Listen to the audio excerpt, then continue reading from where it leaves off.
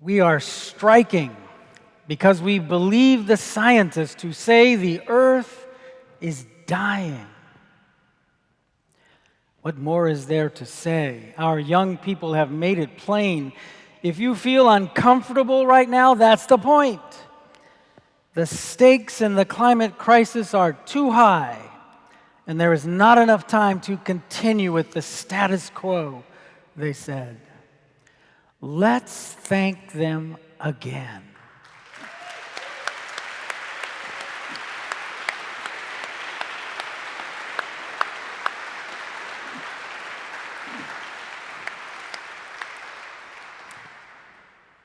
And let's join them this Friday.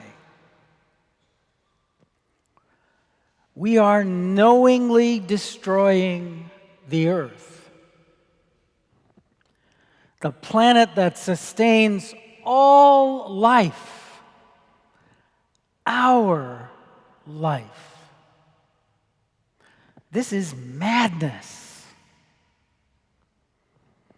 And our mad king is leading the way.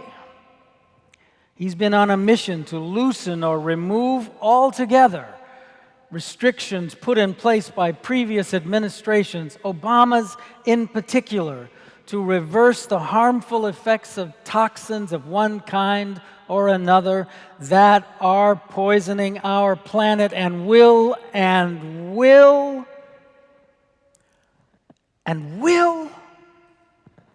make the earth unlivable far too soon. Comfort isn't the right word. It isn't comprehensive enough. Far too soon for our very survival. In Coffin's time at Riverside, the threat was nuclear annihilation. That hasn't changed. We now add to it extinction by self-inflicted consumption of oil and coal and plastic and chemical toxins, depleting the ozone, extreme heat, floods, storms.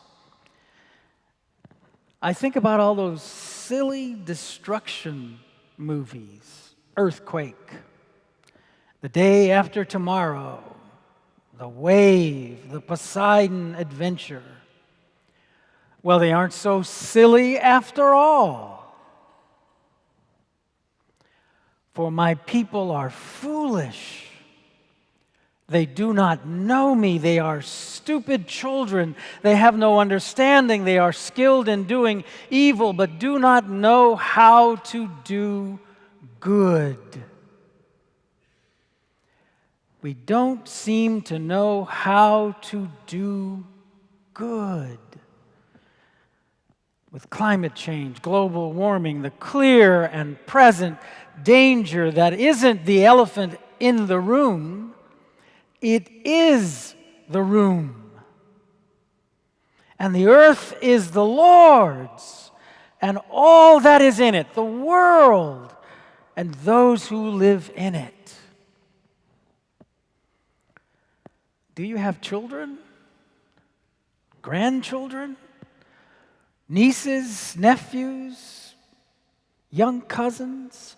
Are you a person under 40 who has or intends to have children? Do you know yourself to be a part of the one human family over all the earth?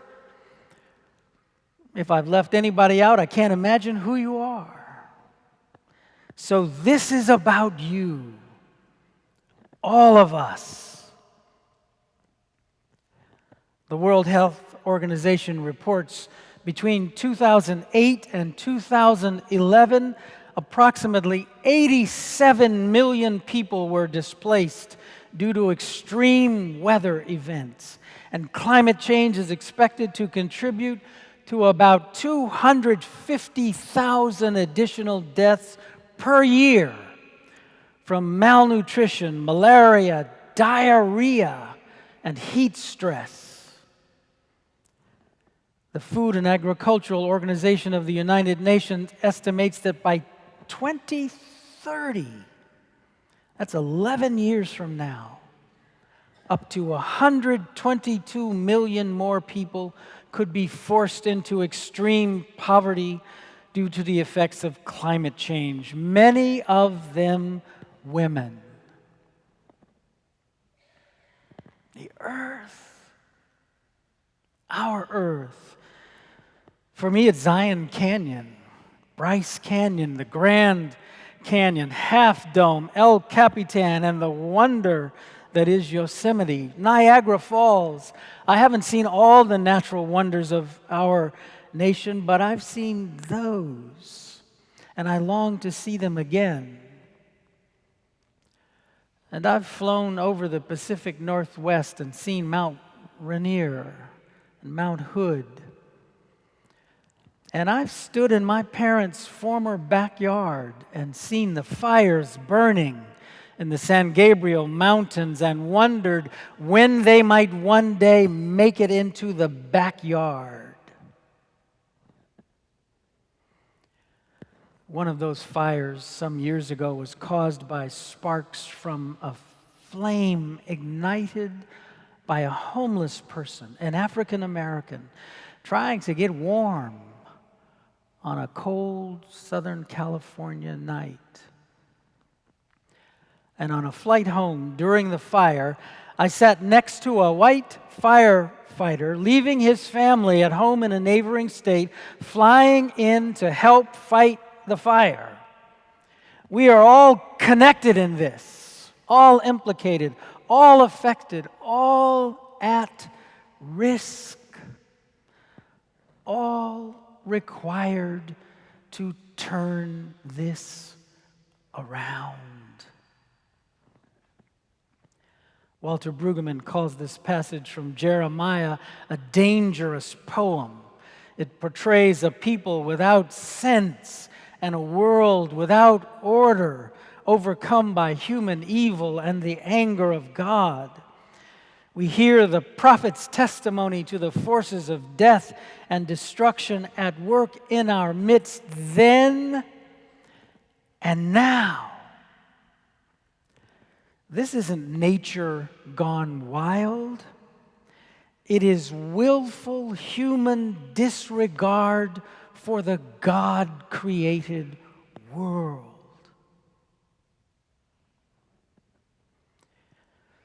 You know what this passage is like, what it calls to mind?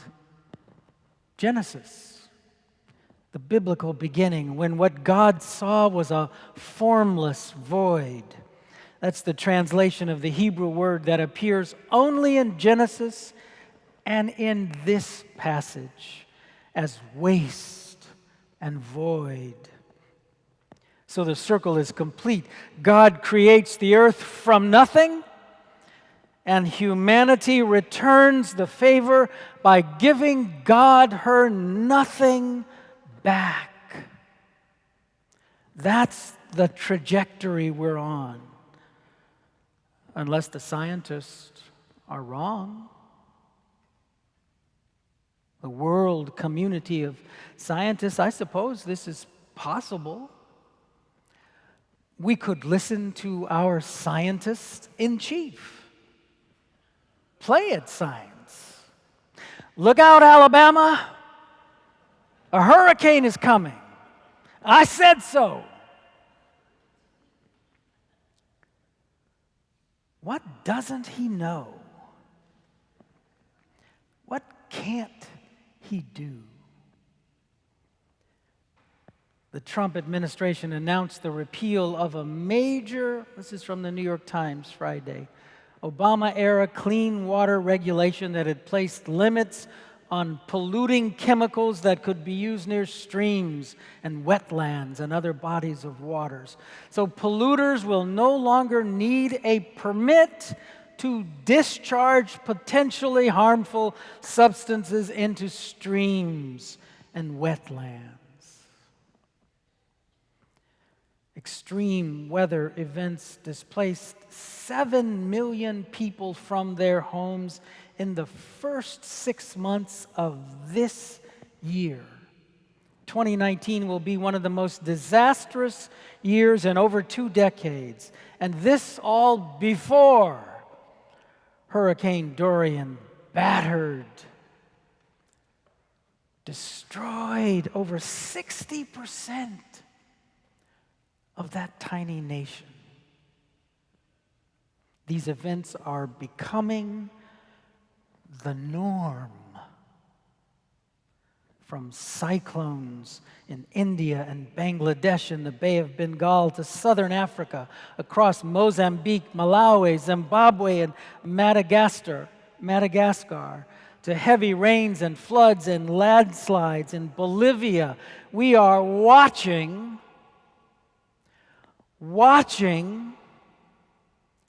the earth rebel against our rape of its nature.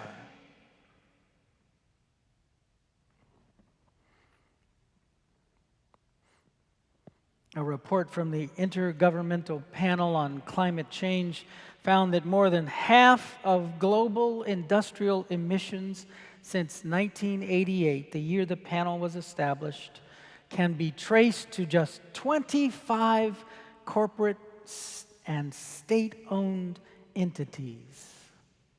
You could name them in your sleep: ExxonMobil, Shell, BP, Chevron. As a nation, coal from China, oil from Saudi Arabia. Your ways, God says, your doings have brought this upon you. This is your doom. It has reached your very heart.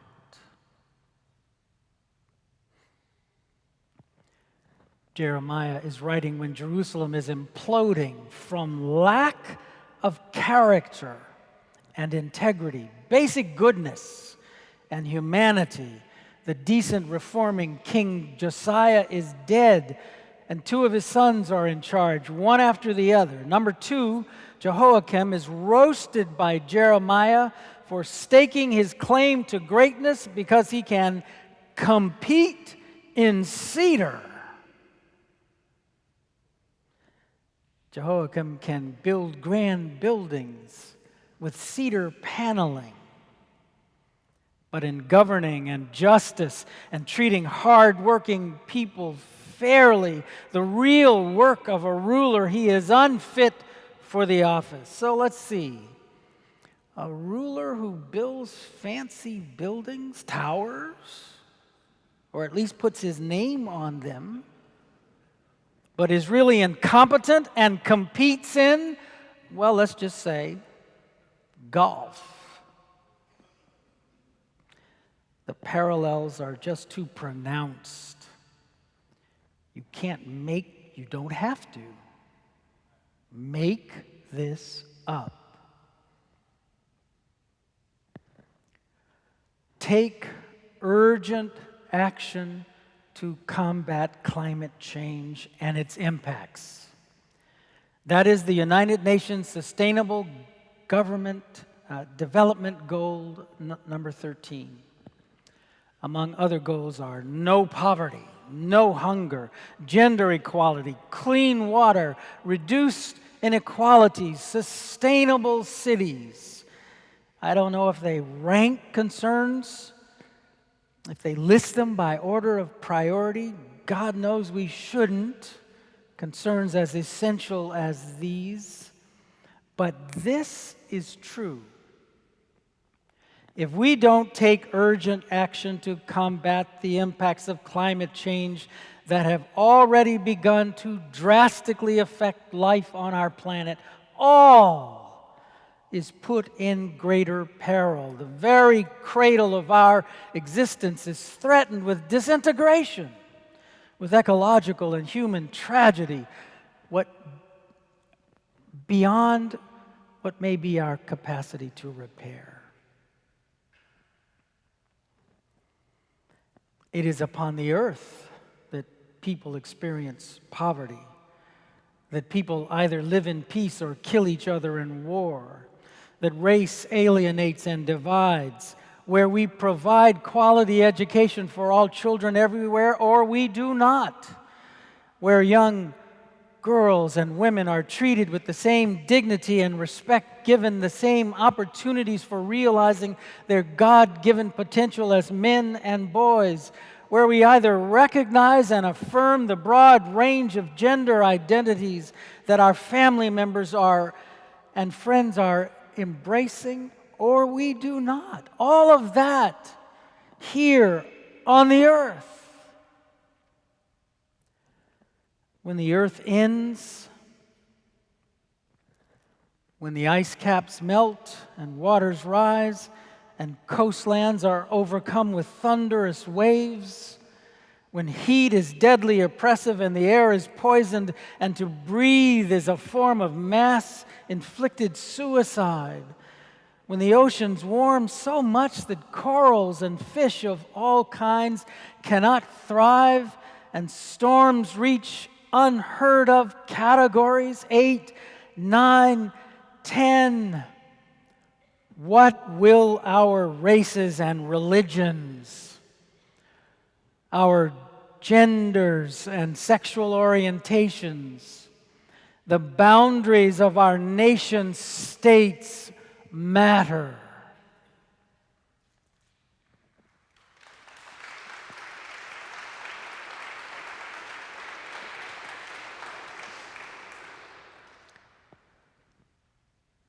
Are these winds too strong for us? Is it too late to do good, to do right by our planet? Can we yet deserve the earth, this gift of unspeakable magnitude, of pure grace? A living planet teeming with wonders not of our making. Dominion, ownership, exploitation, we've done too well with those. Can we exercise a responsible stewardship of the earth? Is that too much to ask of ourselves, to be worthy parents to the young among us who rise to remind us of who God created us to be, who the world needs us to be for the earth to continue as this beautiful home for all of life?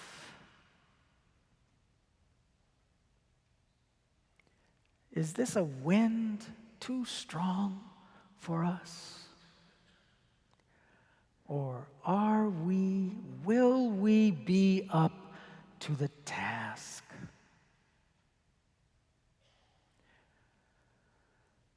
We shall see. Amen.